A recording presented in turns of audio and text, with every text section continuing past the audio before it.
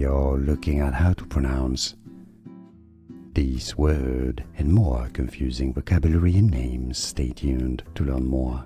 A word from French. Roux is how it's said in French, and because it's French, the X is silent. So in English, it's simply pronounced as roux. It's a name and it's a cooking term as well. Roux.